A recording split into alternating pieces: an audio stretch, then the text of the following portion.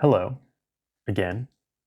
And if you're watching this the day it releases, congratulations because we get to celebrate World Brain Day today, July 22nd, 2025. I know nothing about this day. There's holidays for everything and there's celebrations for everything nowadays, and international and national holidays for pretty much anything. So, why not take advantage of the ones that are brain focused, which is what I'm supposed to know about?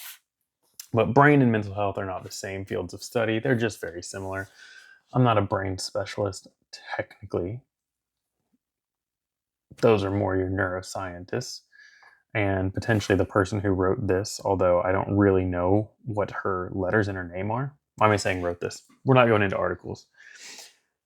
I will review one in a minute if you just want to stick around for it. But the main focus is knowing that today is World Brain Day, and if anything, take this video to remind yourself that your brain matters and that you can treat it well and poorly.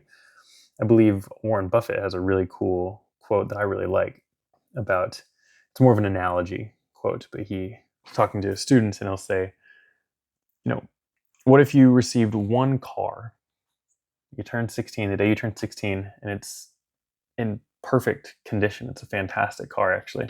And you're told, hey, this car is yours at no cost. However, it's the only car you will ever be allowed to have at all. This is it, your only chance. Would you take immaculate care of that car?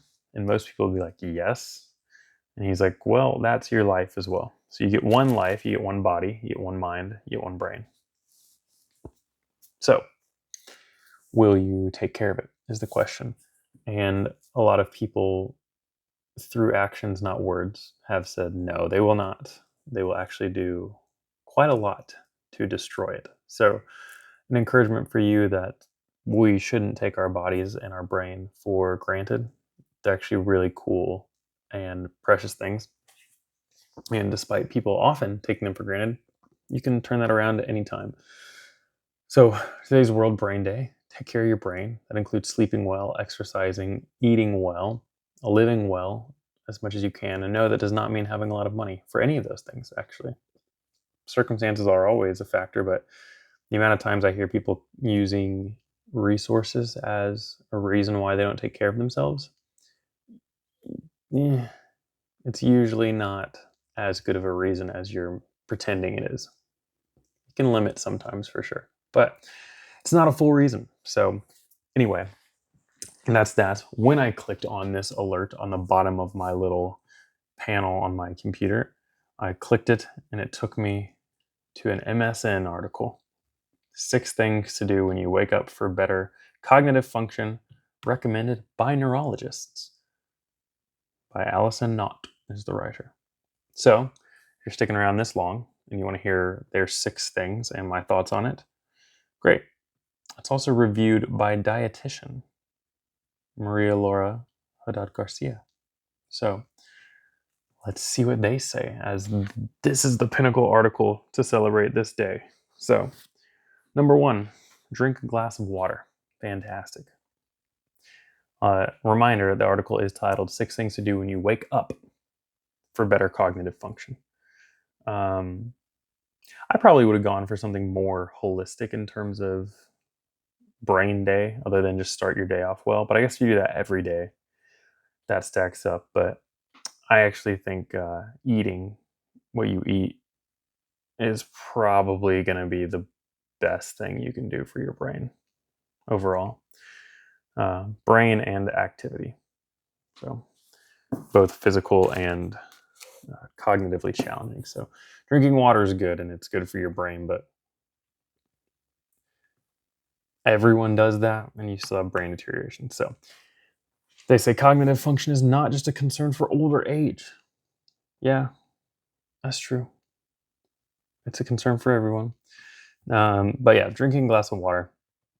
The expert quote here is, while we're sleeping, our bodies experience the longest stretch of time without drinking or eating, essentially fasting. Staying hydrated helps prevent fatigue and can boost your short-term memory attention and reaction throughout the day. Yeah, I mean, it's definitely good to be hydrated right away and to stay hydrated throughout the day. You've heard people say that most people are dehydrated. I've heard some people disagree with that, but I think in terms of strict water, a lot of us probably do underdrink.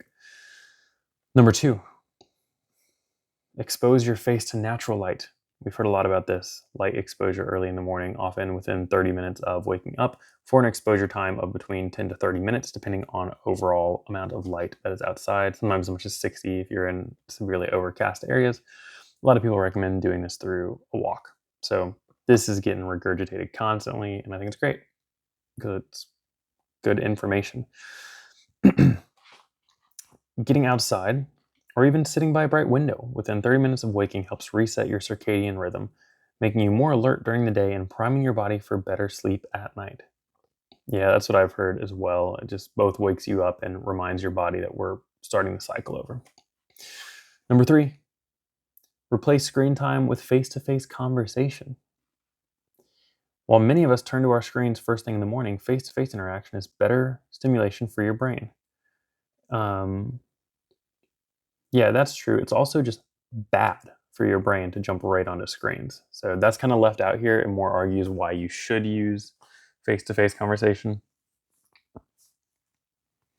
But I would also argue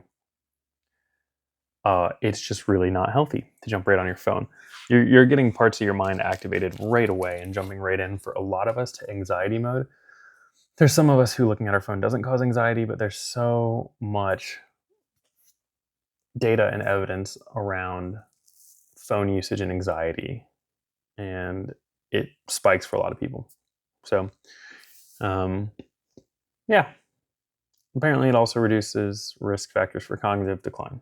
So that's cool. Number 4, get moving. I talked about that a minute ago with going for a walk. Um, Not everyone should work out in the morning. There are different, is it chronotypes? Your body responds differently to sleep wake cycles and to times of intense physical activity. So, a morning workout isn't great for everyone, although a lot of people do find benefit from it. So, I would personally recommend leaning towards exercise when it's optimal for you as you figure that out, or through genetic testing or other factors.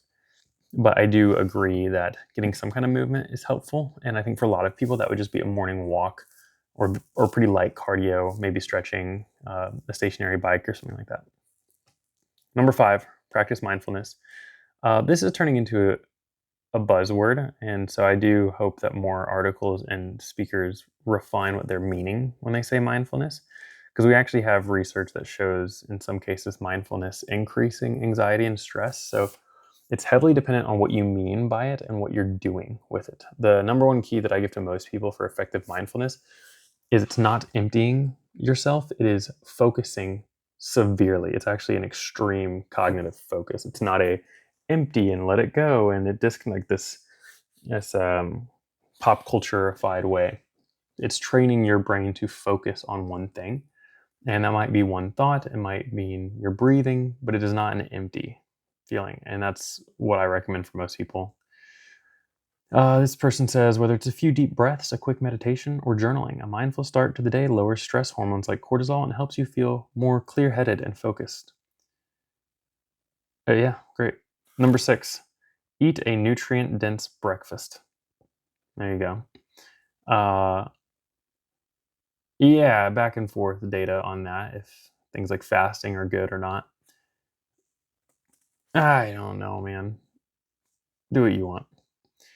Um, it acknowledges that people do skip breakfast, but according to this article and its reviewers, they don't recommend that.